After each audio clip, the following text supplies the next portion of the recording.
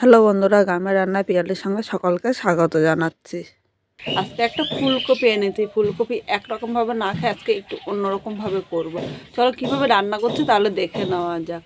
প্রথমে ফুলকপিটা কেটে নেব, আর ফুলকপির এই ডাঁটগুলো কিন্তু আমি ফেলবো না। এই ডাঁটগুলো দিয়ে আমিও একটা তরকারি রান্না করব, অন্যদিন তোমাদের সাথে শেয়ার করব।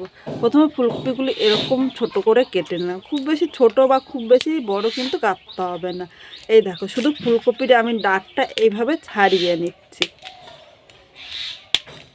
হঠাৎ মুখরোচক কিছু খেতে ইচ্ছে করলে ফুলকপির এই রান্নাটি করে খেতে পারো, খেতে কিন্তু দুর্দান্ত লাগবে। এখন আমি আগে ফুলকপিগুলো ধুয়ে নিয়ে আসবো। বন্ধুরা, ফুলকপিগুলো ধুয়ে নিয়েছি। এবার এরকম একটা গেটার নিয়েছি, গেটারের সাথে ফুলকপির এই যে ফুলগুলো আমি নিয়ে নেব। এখানে একটা কথা, আমি ফুলকপিটা কিন্তু ভাপ দিইনি, ইচ্ছে করলে তোমরা একটু ভাপ দিয়ে নিতে পারো, কারণ ফুলকপির মধ্যে এখন অনেক কীটনাশক ওষুধ ব্যবহার করা হয়। আর আমার হাতে সময় কম দেখে আলাদা করে ভাপ দিলাম না। এইভাবে করে দেখো, এই ডাঁটটা শুধু আমি ফেলে দেব, আর ফুলকপির এই যে পাতাগুলো নিয়ে নেব। আমি এইভাবে করছি, ইচ্ছে করলে তোমরা মিক্সচারে করতে পারো, কিন্তু একদম মিহি পেস্ট করবে না, একটু দানা দানাভাবে থাকলে খেতে ভালো লাগবে। ফুলকপির এই রান্নাটি সম্পূর্ণ নতুন, তোমাদের সাথে শেয়ার করছি। ভিডিওটা দেখতে থাকো, খুব ভালো লাগবে তোমাদের। বন্ধুরা, এখানে দেখো সবকটা ফুলকপি আমি গেট করে নিয়েছি। এবার এটা এক সাইডে রেখে দিলাম। এবার এখানে কড়াই বসিয়ে দিয়েছি, কড়াইয়ের মধ্যে আমি সাদা তেল নিলাম, আর সাদা তেলের পরিবর্তে তোমরা কিন্তু সর্ষের তেলও নিতে পারো। তেলটা একটু গরম করে নেব। তেলটা গরম হয়ে গিয়েছে, এবার এখানে হাফ চামচ জিরে নিয়েছি, জিরে সম্বাদ দিয়ে দিলাম। 1 সেকেন্ড ভেজে নেব। 1 সেকেন্ড ভেজে নিয়েছি। এবার এখানে গেট করা ফুলকপিগুলো আমি নিয়ে নিলাম। এখন মিডিয়াম আগুনে ফুলকপিটা ভাজতে হবে, খুব জোরে কিন্তু আগুন দেওয়া যাবে না, তাহলে লাল হয়ে যাবে আর ফুলকপিগুলো এতটা খেতে ভালো লাগবে না।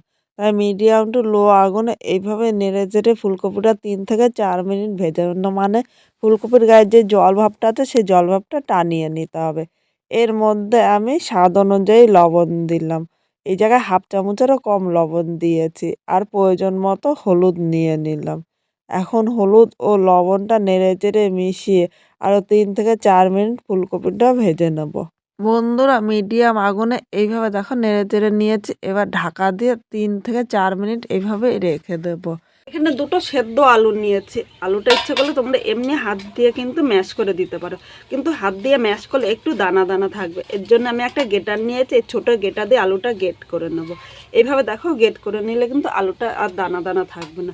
আমি দুটো আলু নিয়েছি, আর আলুটা কম বেশি তোমরা প্রয়োজন মতো নিয়ে নেবে। দেখো, আলুটা গেট করা হয়ে গিয়েছে। দিকে এবার ঢাকনিটা তুলে নিলাম। এবার ফুলকপিটা একটু নেড়ে চেড়ে নেবো, নাহলে কড়াইয়ের নিচে দিয়ে লেগে যাবে, আর কড়াইয়ের নিচে দিয়ে লেগে গেলে খেতে কিন্তু একদম ভালো লাগবে না। এইভাবে পুরো ফুলকপিটা মিডিয়াম আগুনেই রান্না করতে হবে।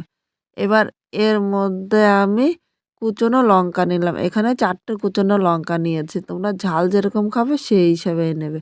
এর সাথে এবার লঙ্কাটা নেড়ে চেড়ে মিশিয়ে নেব। বন্ধুরা, খুব সাধারণভাবে ফুলকপিটা আজকে রান্না করব। আর এইভাবে করলে বিকেলবেলা চা কফির সাথে বা দুপুরবেলা ডাল ভাতের সাথে কিন্তু দারুণ লাগবে খেতে। এখানে কিন্তু আলাদা করে লঙ্কার গুঁড়ো দেবে না, ইচ্ছে করলে তোমরা লঙ্কার গুঁড়ো দিতে পারো। এরপর এখানে গেট করা আলুটা আমি নিয়ে নিলাম, হাফ চামচ কাশ্মীরি লঙ্কার গুঁড়ো নিয়েছি। এটা কিন্তু কোনো ঝালের জন্য না, শুধুমাত্র কালারের জন্য। তোমরা ভাবছো যে একবার বলেছি লঙ্কার গুঁড়ো দেবো না, তারপর আবার লঙ্কার গুঁড়ো দিলাম। ওই যে বললাম, এটা শুধুমাত্র কালারের জন্য দিয়েছি, আর ঝালের জন্য কিন্তু আলাদা করে দিইনি। এবার লঙ্কার গুঁড়ো, আলু ও ফুলকপিটা এর সাথে ভালো করে নেড়ে চেড়ে মিশিয়ে নেব। এখন একদম মিডিয়াম আগুন করে দিয়েছি, নাহলে কড়াইয়ের নিচে দিয়ে লেগে যাবে। সবার শেষে আমার মনে হচ্ছে একটু লবণ কম হবে, তাই আবারও একটু লবণ দিয়ে দিলাম। অবশ্য তোমরা একবার চেক করে নিও। এখানে দেখো সব কিছু ভালো করে নেড়ে চেড়ে মিশিয়ে নিয়েছি, আর এই পুরটা কিন্তু হয়ে গিয়েছে। এবার নামানোর আগে এখানে একটু গরম মশলা ছড়িয়ে দিলাম। তোমরা গরম মশলার পরিবর্তে ধনেপাতাও দিতে পারো, কিন্তু আমার মনে হচ্ছে এখানে ধনেপাতাতে গরম মশলা দিলে এর সেন্টটা বেশি ভালো লাগবে।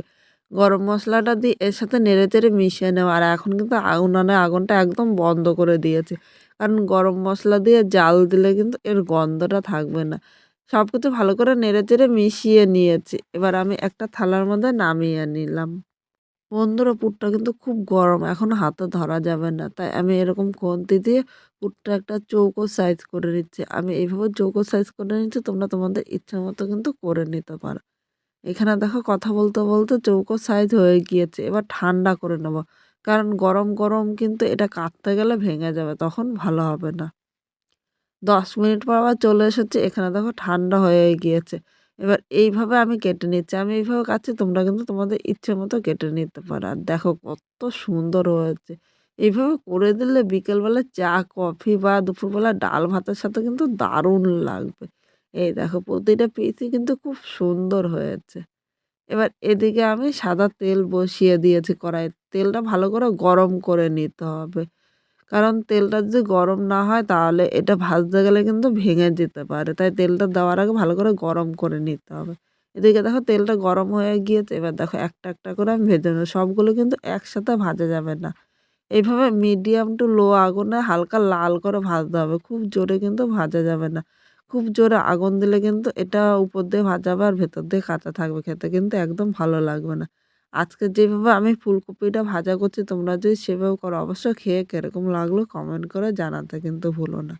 নতুন কোনো বন্ধু আমার এই ভিডিওটি দেখতে আসলে ভালো লাগলে একটা লাইক, শেয়ার ও কমেন্ট করো। সাবস্ক্রাইব করে পাশে থেকো যাতে নতুন, নতুন ভিডিও আপলোড করলে সবার আগে নোটিফিকেশন আপনার কাছে পৌঁছিয়ে যায়। আর আজকে আমার এই ফুলকপির বড়াটা কিরকম লাগলো অবশ্যই কমেন্ট করে জানাতে কিন্তু ভুলবো না। আর তোমরা অবশ্যই বাড়িতে একবার ট্রাই করার অনুরোধ রইল। এর সাথে আমি একটু টমেটো সস নিলাম। টমেটো সসের সাথে এই বড়া কিন্তু দারুণ লাগবে। আর এই সস যেকোনো মুদিখানা দোকানে 10 টাকায় কিন্তু তোমরা পেয়ে যাবে। তাহলে আমার পুরো ভিডিওটা দেখার জন্য তোমাদের অসংখ্য ধন্যবাদ। আর তোমরা কোথা থেকে দেখছো অবশ্যই সেই জায়গার নামটি আমায় বলো। তাহলে তোমাদের কিন্তু আমি আমার ভিডিওর মাধ্যমে তোমাদেরকে সেই জায়গাটির নাম বলতে পারবো।